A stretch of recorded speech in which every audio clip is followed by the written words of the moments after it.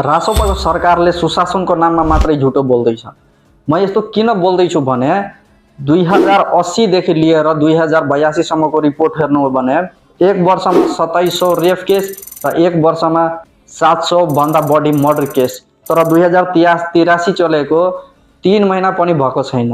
यो नयाँ सरकार आएको 3 महिना पनि भएको छैन र 3 महिनाको भित्रमा मात्रै 1400 भन्दा बढी रेप केस छ र 400 भन्दा बढी मर्डर केस। यो सुशासन हो।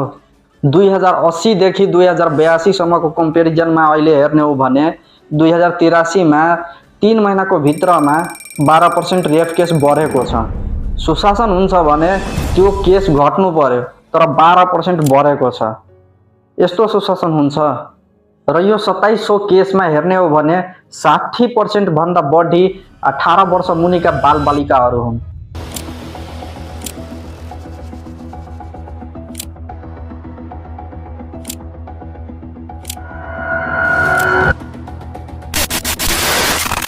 अनि प्रदेशको कुरा गर्ने हो भने सबभन्दा बढी यस्तो केस आउँछ मध्य प्रदेशमा। मध्य प्रदेशमा मात्रै हेर्ने हो भने 1000 भन्दा बढी रेप केस भएको छ र 250 भन्दा बढी मर्डर केस छ। यो कुन खालको सुशासन हो? तपाईहरु नै भन्नु। यो सुशासन हो कि के हो?